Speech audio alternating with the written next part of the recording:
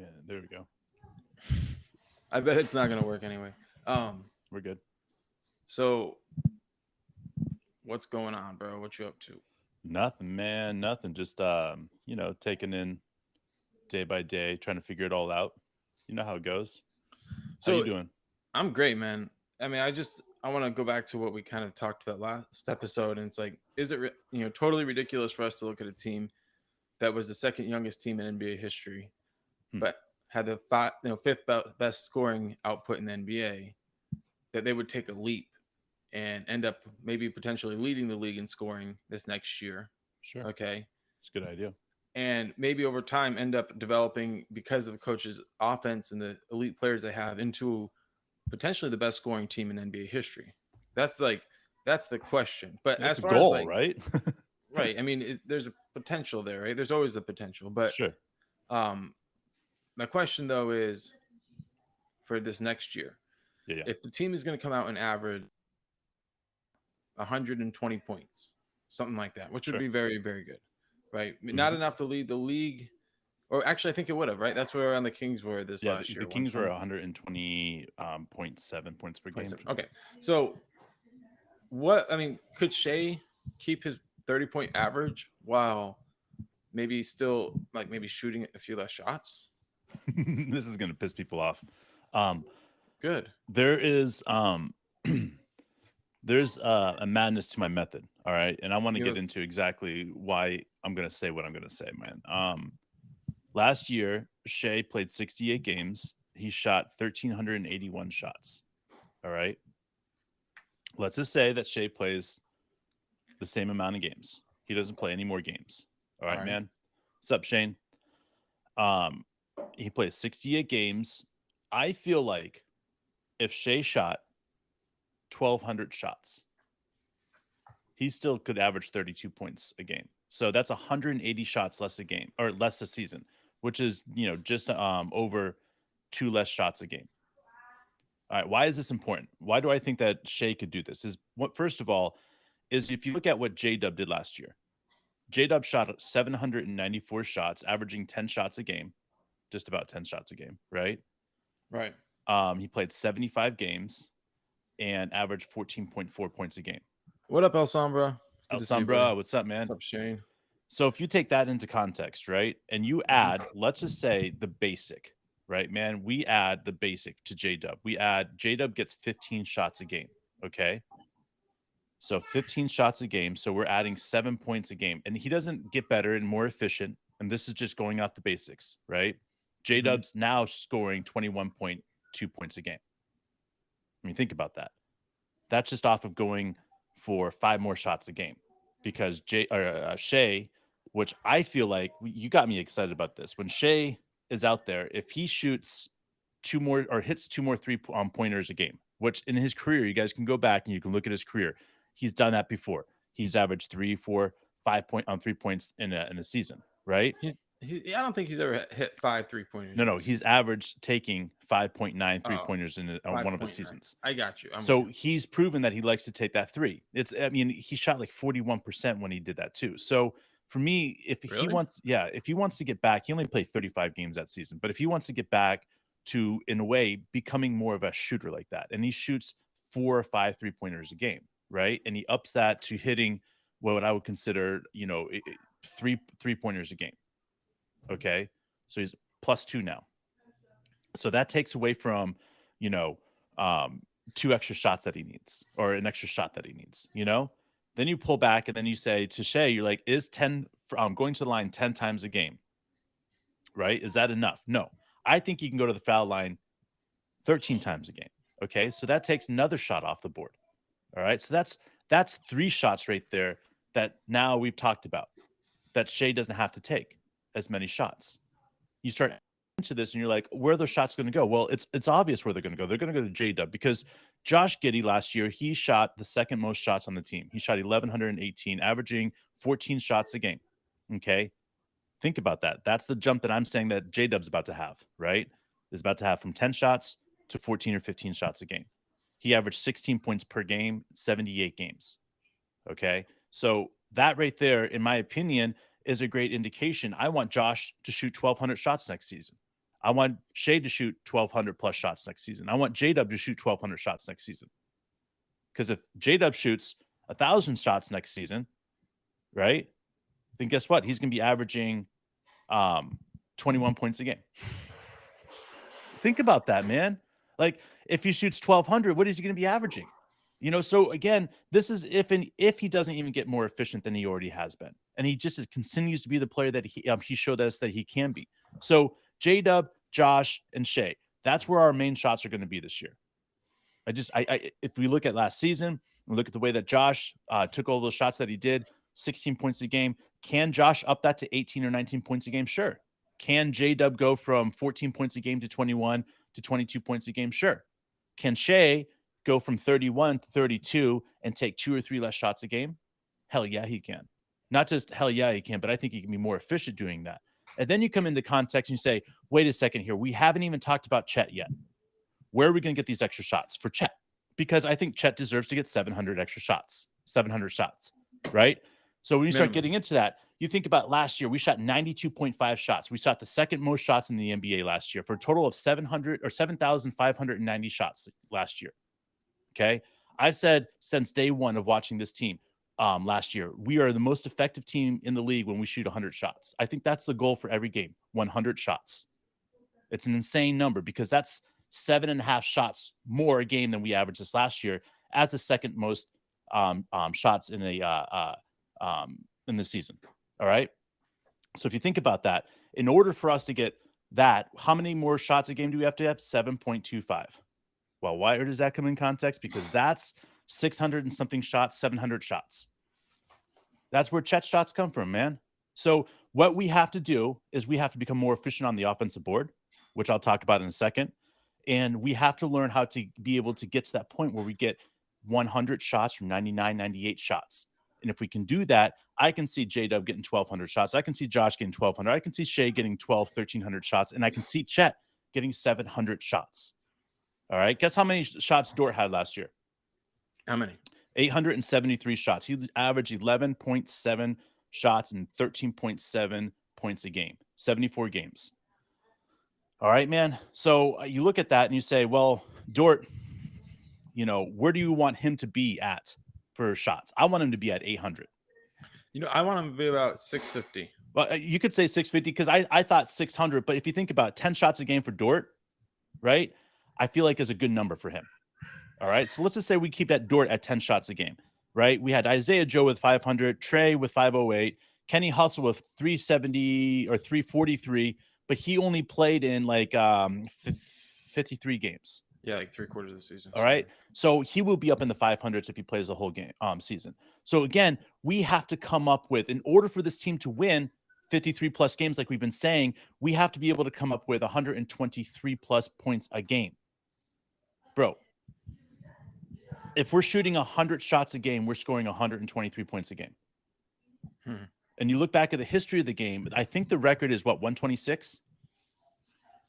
Who holds it, by the way? It was like the Denver Nuggets from the Denver Nuggets, 70s. Or is it Supersonics? I thought it was the Nuggets from like the 70s, dude. All right, whatever. The point about this is that it's 126 points per game is the record. This Thunder team has the ability, if they get 100 shots up by being more efficient, right? They have an opportunity to get really close to that record this year. And then the next year progression will be just obvious. And why do people say, well, the new offensive game to the NBA is going to break almost all records. That's the way it's designed. That's the way that the commissioner wants it to be. And it's designed to do that. So why would it be impossible for a young team like this to go and knock up on the record and say, hey, we're coming for that record? Because 120 points right now is, if we take 96 shots a game, we'll average 120 points a game.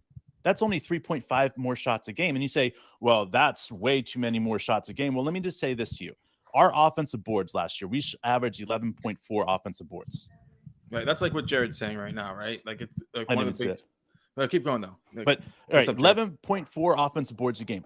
I think our 3 extra shots automatically are going to come from the offensive boards. We're going to average 14.4 to 15 offensive boards a game. Okay. Really? Because at first, Chet's going to come out and he's going to dominate. How many did we average last year? We averaged 11.4. So Chet's going to come out and he's going to dominate the boards. He's going to make everybody else have to double Chet in order for them to get the boards. Why does that come in on purpose? Well, J-Dub, Kenny Hustle.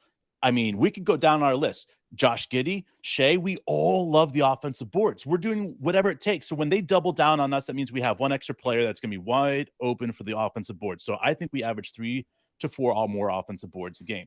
That means 3 to 4 more shots a game. Right. Okay, just off of that. All right. That's not saying that I don't think. Do you think that J-Dub is going to be able to create 100 more shots for himself this year? Yes. Do you think Josh Giddey is going to be able to create 50 more shots for himself? Yes. I mean, this is why we can start adding the numbers up and we start saying, oh my God, this team could do something crazy this year because it's just the basics of adding 1 and 2 and saying, if this team does 3.5 more shots a game, this team will average this many more points a game. If this team averages, 100 shots a game, right? That's 8,200 shots a year, and they shoot blank amount of, this is what they'll average. If we're doing that, we're averaging 123 points a game. Tell me a team that's going to have an easy time with our defensive concept. Tell me a team that's going to have an easy time to deal with that. It's going to be very difficult. Now, do you think that it's abnormal for a team to go from, let's just say, 110 points per game to 116, or a team to go from 103 to 110? Okay. It's not abnormal for a team to get 6 points better on an off season. And that's all I'm saying this team is going to do. Yeah, it's easier to do it though when you're not like already top 5, which is where we are. And by the way, thank you, Alhambra. We'll talk about the in-season tournament in a minute. Sure. I love that for sure. So Giddey becomes a slightly better passer, because he knows his teammates a little bit better. Right.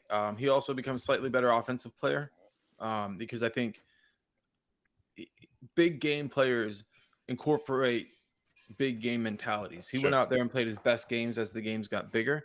And the coaches are saying, like, if you truly want to be a Hall of Fame player, Josh, like, you have to become consistent offensively at the level you were at our best games. Sure.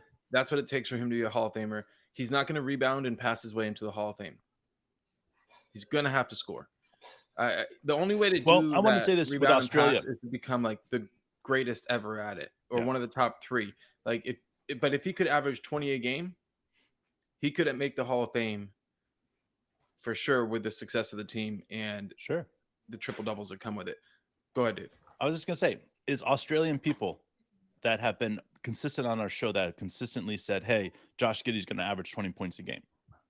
There's a while that I sat there and was wondering, can Josh Giddey average 20 points a game? And I sat here and I'm looking at the stats and I keep going over them, and 14 shots a game for 16 points. And it dawns on me that Josh Giddey is going to be a 20-point scorer. And I'm sorry, that's going to piss people off when I say that, but Josh is going to be a 20-point scorer, because if you look at it, if he just gets more efficient with 14 shots, he will score 20 points a game, because he's going to go to the foul line more as he gets older. So there's no doubt about it. We have 3 players that are going to be scoring, averaging 20 points a game. Maybe it's this year that starts, or next year, or the year after, but it's going to start right away. I mean, it's going to be very, very quickly, because I look at J-Dub and just the progression of saying J-Dub gets 5 more shots a game. That means he'll get 21 points a game, right? And you say, what if Josh gets more efficient and 14 shots is what he gets still? He still shoots 1,100 shots this next season. Does that mean that Josh gets more efficient, that he can't average 19, 20 points a game this next year? Fuck yeah, man. Come on. He's got to. He's got to. What we saw when him playing the best, right? Where he gets his shoulder down, gets his head down, gets past his man, plays in space. The only way he's going to get past his man is if they close out on him when he's shooting, or at least halfway close out. Like, he's got to get a hand up. Yeah. If he gets a hand up, he's got a chance. If he gets his hip past his guy, he plays physical enough with the ball in his hand, where he's going to be able to get to his spots. Passing is available only if they respect his mid-range game. Exactly. That runner, that teardrop. If he can establish that and also learn how to, what we saw in those big games, which was use his big body to get to the backboard and finish off the glass, Like he's got that ability. He has to bring those elements of his game. Like we need to see Josh. Like this is it's a big transition, but we need to see him get 5 easy buckets per game. If he can do that, then everything kind of changes. Mhm. And I understand that that's like a difficult thing for a pass first guard, but he I people say he's 6'8". He lists himself at 6'9" on his own bio. I think he's more of a 6'9" player in the way that I see him. Sure. 6'8" just fine with me.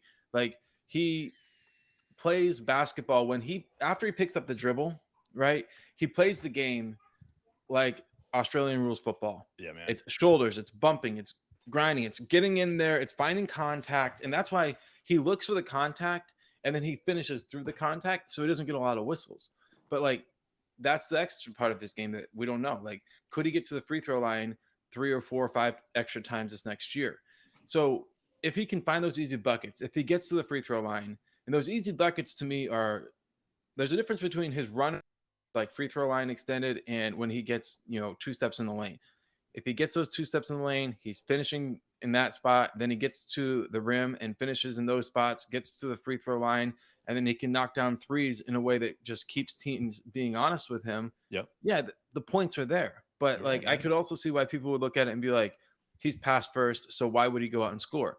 Well, the reason is because he was the youngest player in the history of the league to get a triple double. Yeah. Right. And the Oklahoma City Thunder don't look at players and say, like, okay, now you've created a lane for yourself. We want you to stay in that lane and reserve your role to just that. That way, our team has the best chance at surviving. He's going to see teams' 4th best defenders a lot of games. Sure. Like, Sure. he has to look at the scouting report and say, like, I know where they have me listed. And I know I'm going to have an advantage over the guy that is guarding me. And I might even have the best advantage on any given night over that guy because of the difference. Because they might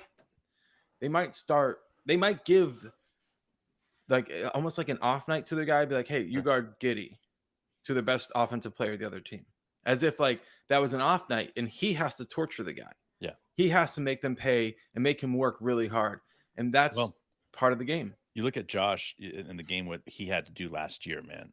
Let's just be honest, man. He was put up against whom? The second best defender. I mean, like on most nights, you would see him either get a forward or you would see him get a guard that was a better defender. J Dub is going to take that guy this next year. I mean, that's going to be J Dub. J Dub is going to take that guy, and it's going to put a power forward on Josh. I mean, that's one of the most beautiful mismatches I've seen for Josh is when he gets a power forward on him, he gets around him on the hip, or the guy just plays off of him and Josh will shoot over top of him. He's more effective. So to me, like Josh is going to be the key to this, is because if Josh starts dominating that power forward and then through the season, they have to switch out the power forward and they say, we need another guard or we need the small forward out there to play against Josh. Like that changes how teams have to play against us. And when it comes to the playoffs, that's when Josh will take advantage of that, because a lot of teams they'll live and die by their power forward. And if Josh is taking that power forward, it's over. Like that's where I'm getting excited about, because you can say J-Dub this, or Joe or Isaiah Joe this, or Dort this, or Josh, Shea needs to do this, but Josh, if he just averages 15 shots a game, just 15, he's gotten more efficient, he's getting better with his decisions, okay, then we're looking at a legit 1-2 or 2-3 combo punch. And how many NBA teams have 3 guys that can score 20 plus points on any given night? There's a few of them, don't get me wrong, there's a few of them out there, but with that being said, is how many of them have Lou Dort, Isaiah Joe, Trey Mann, Kenny Hustle, and Chet, and we're not even getting into anybody else. And that's the most beautiful thing about what this team and this starting 4 guards is so scary about, man, is because teams can't play us. Just can't. You can't stick J-Dub up against a power forward. J-Dub will be able to stand his own against a power forward on defense if he needs to. Right? He might get bullied around in year 2 a little bit, but most power forwards J-Dub will be able to handle. And then on offense, J-Dub's just going to go around him and dunk on him. So what? The big man comes and helps out, and Chet's wide open. That's why our offense is designed. It's not all about 1 versus 1. It's all about my team versus you. And I think that's what's so crazy about when we're all said and done with this is that this team shooting 100 shots a game is probably the most effective team out there. Why do I think that it's possible? It's because not only did we get better, but we got substantially better in this offseason because of Chet, because of the other pickups, Kaysen, and some other guys that are healthy now. So with that being said, is that now we just have to sit back and see how Coach D is going to handle all these guys and all the shots they're going to need. Because if we go and we shoot like the Sacramento Kings did with 88 shots per game, and they scored 120 points a game, which is phenomenal, right? Like that means that we're going to have guys that are going to be like Shea that's averaging 28, 27 points a game, and that's okay.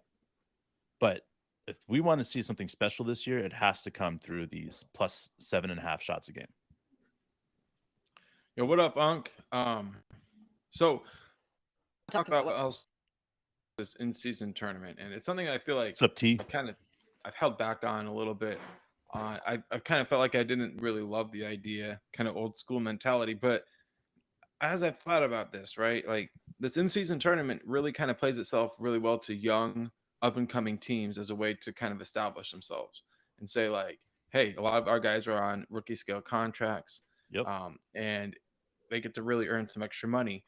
And if we kind of take it like our starters don't really need that extra money, so we're going to go 15 deep through the tournament, right? Yep. I know that the games count for wins and and stuff. It's not like they're irrelevant, but you also don't want to like gear up your starters for a mid-season tournament.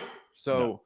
I feel very strongly that the key for these guys, he's fine. I got him. I think for these guys is like they have a chance to establish themselves as a serious team to be reckoned with if they can come out, play 15 deep, and shoot, like you're saying, 98 shots a game, and just really kind of like wow, this team is going to be hard to beat. And efficient 98. Like, the first year of the play-in, people are like, what's the point of the play-in? Da da da da da. Well, then all of a sudden we have a team make it to the finals from the play-in, and I feel like what's happening next is people will start believing that there is value, Alsombra. I believe people will believe that there's value in the in-season tournament once the team that wins it goes on to really prove themselves in playoff basketball. And they're like, oh, well, maybe there's a little bit of a track record here. Maybe we should go for it because it is a test and an opportunity to test how far we've come as a team. So for a young team, yes. If some old-ass team like the Warriors win the in-season tournament, I'm going to be like, all right, first year's a dud. But like I want to see a team this is designed for. Right. This is not designed for the old ass teams. I want to see like us or the Jazz or some team that's like deep and young, right? Even the Rockets, if they went out and won it. Like I know everybody be like, oh, come on, it's like the summer league. Who cares that you won the summer league? Who cares you won the in-season tournament? But they would care because they're on rookie scale contracts. And I like the ideas behind that. I agree, man. I think that if we went out there and we went all blitz at the in-season tournament, it would be huge for this team. Like if we went out and we got, we put out some great numbers. I mean, let's just put it out there. Anybody that you want to ask about the in-season tournament, it's an unknown thing right now. So anybody that says, oh, it's not going to matter. It's not going to matter. This is why I disagree. It's going to matter because it teaches young men how to lock down at any certain time, how to focus at any certain time. When all the noise is starting going on, all of a sudden, zoom in, right? That's it. That's all we're talking about. We're not talking about anything difficult right here. We're talking about teaching young men how to zoom it in. And I think if you're teaching your team how to get that focus, how to get that zoom, and each one of them gets $500,000 extra for winning, bro, I mean, that it's all about confidence for these young guys. It's all about confidence. Anything that helps that confidence, man, you got to go with, man. You could win this and then go off and win 6, 7, 8, 10 games in a row just because you're super fucking confident. I remember some great winning streaks starting from the weirdest circumstances.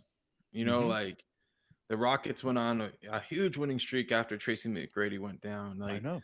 sometimes like there are certain elements that just kind of like play toward team basketball being the center of what people are doing. Yeah, And man. if you had if you have single elimination environments, like you're saying, like can you create a playoff atmosphere in the middle of the season?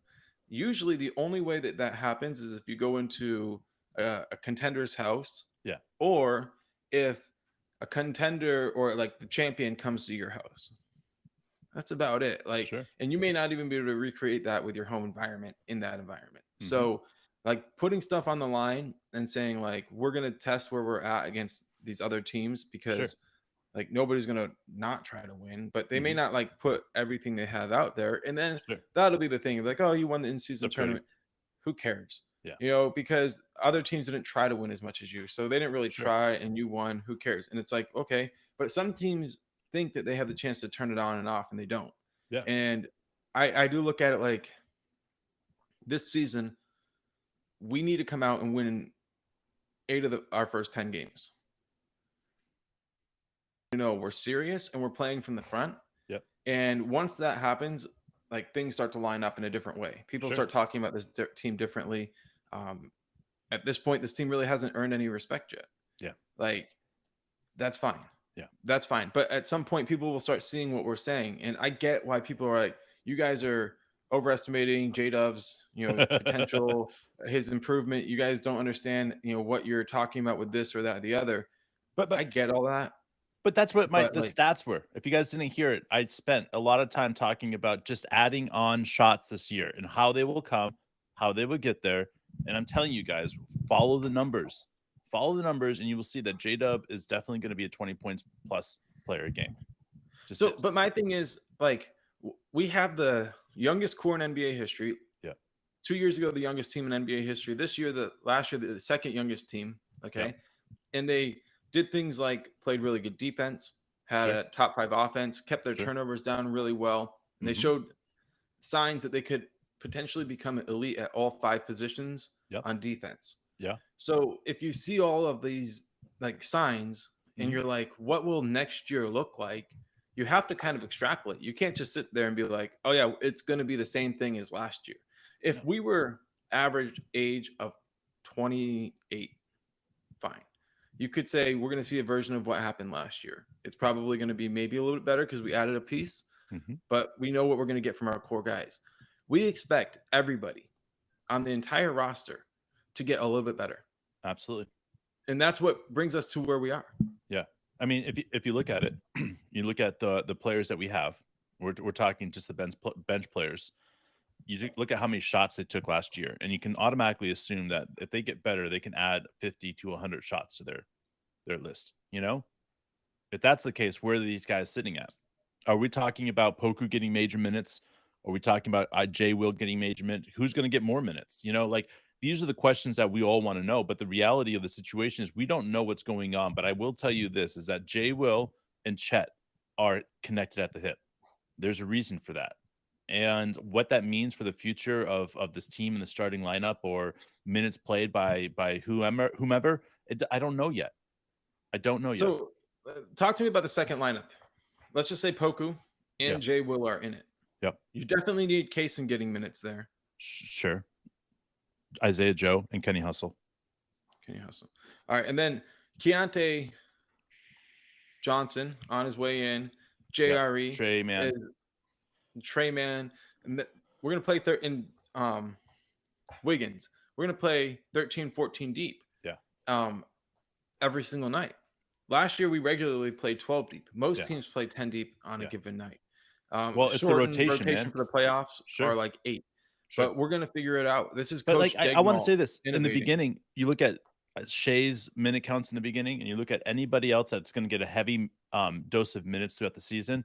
In the beginning of the season, they start slight. They start low. They start at 24, 25, 26, you know? They work themselves up. You're right, guys. And it takes them 15, 20 games to get to the player's numbers that they want him to play. That's key because these guys are going to have time to develop. You know, like you're going to see Shea get out there in 26, 27 minutes. And then next thing you know is he'll be in the 35 minutes. And then it'll be like, boom, damn, he's scoring how many points a minute? or game. You know, like that's Yeah. it's inevitable, man. This year's better than anything that we've seen before. The numbers don't lie. When you say that this team shots, you know, pretty much 7,600 shots last year, and you're saying that this team is going to shoot, you know, 400, 500, 600 more shots, you know, like that's a ton of shots. But if you break it down and you understand exactly what this team is trying to do, right? And you try and see the pace that they run. Like we're taking shots so quickly in the shot clock, you know? We're getting to the foul line so often. You know, like we're able to do so many things with just being able to do this. So for us to sit here and say this team went from 7,100 shots to 7,500, you know, next step would be 70, you know, what? You know, 8,000, 8,200, you know, like if we're getting to those numbers, those elite numbers, then there's just no way without those elite numbers that we're not going to have elite offense. Without elite offense, we're not going to see 123 to 124, 125 points a game. But if there's a team in the NBA that I felt like could do that this year, and I'm just looking at it, you look at teams like the Celtics with the poor way the East is and stuff like that, and you're like, if the Celtics are clicking, then maybe, right? But then you start, you know, dipping into that, and you're saying who else has an opportunity to score 123 points a game? You could say the Sacramento Kings because they're easy picking because they did 120 this last year. But I don't like the fucking Sacramento Kings. I like the Oklahoma City Thunder. Thus, I'm going to put my money on the Oklahoma City Thunder. And I'm going to say the Oklahoma City Thunder are going to be the team that scores 123 plus points a game next year, allowing this team to have 100 shots a game, allowing this team to have an MVP candidate, allowing this team to have multiple, not just one, but multiple all NBA players. Doesn't matter if it's first team, second team, or third team, they're all NBA players. And that's what I think that this team is capable of doing this year.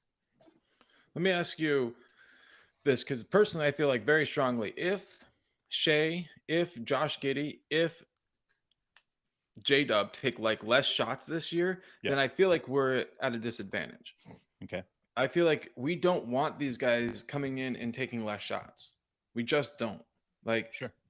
So that's something like almost everybody who, you know, comments or is in the chat almost universally agrees that Shea will probably take less shots this coming year, less shots per game. But if he's taking less shots, it's because he's become more effective shooting 3-pointers and getting to the foul line. But maybe he doesn't shoot less shots. And then if he doesn't, then he could score 35 a game. Cool. Like we could play this game all we want. Like he is either going to go off and have one of those seasons that everybody just drops their mouth and is like, oh yeah, that's what Oklahoma City fucking idiots have been talking about this whole time. Yeah, Shea's better than Luka. Shea's better than Booker. You know, it's just if we have like the number one offense and Shea's averaging 33 plus. Yeah. Does he get the MVP? I mean, like if we have the number one offense, we're a top 3 team in the NBA. Shea's averaging 33.7 and 5, or 33, 8 and 6. Yeah, man. Like, how is he not going to get those votes? Like I said, the NBA people are ready for a guard to take it away from the bigs.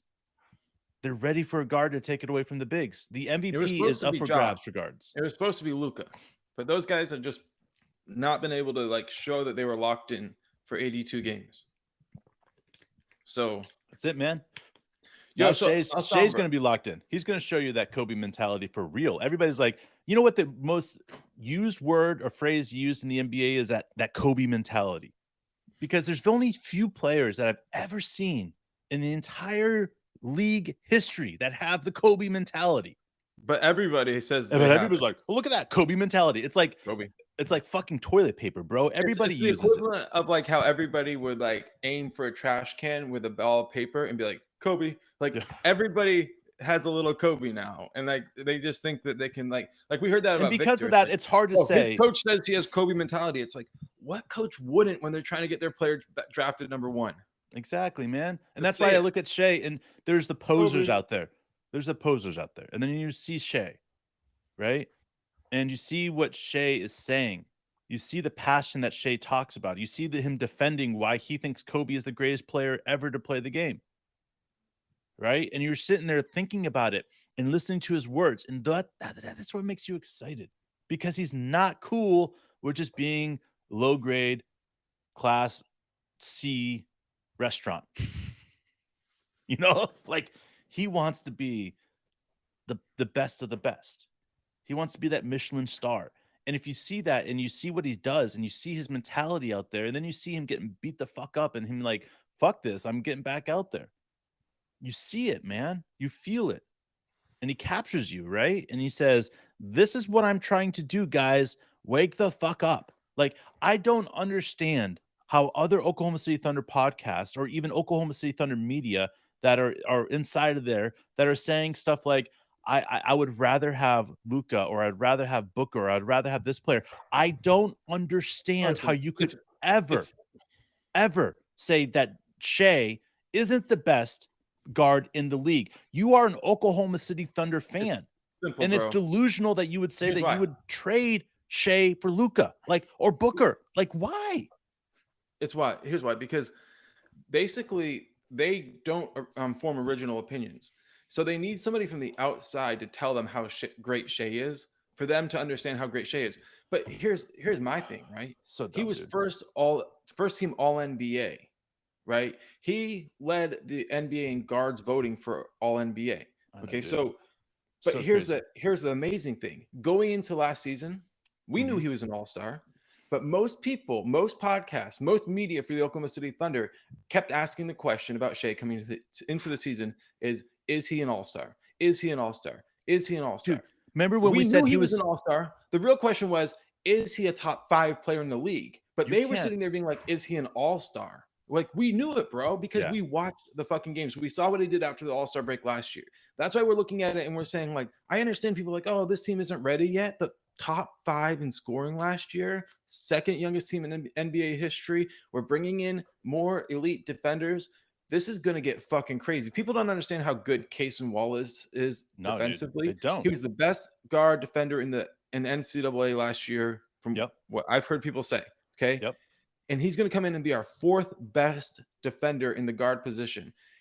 Most any other NBA team, he would be the 2nd best guard defender on the team, if not the best. All right. He will come in and he's It's going to easy, be man. behind Shea. He's going to be behind Lou Dort. He's going to be behind J-Dub. I mean, so he comes in at 4th. It's on, man. And I want to say this is that the reason we are putting our name out there and saying that the Oklahoma City Thunder are going to take this many shots this next year is because if you follow the numbers for young teams this year, guys, follow the fucking numbers. San Antonio Spurs, Oklahoma City Thunder, Atlanta Hawks, Memphis Grizzlies, Toronto Raptors, Charlotte Hornets. All right. And then you have a couple old teams.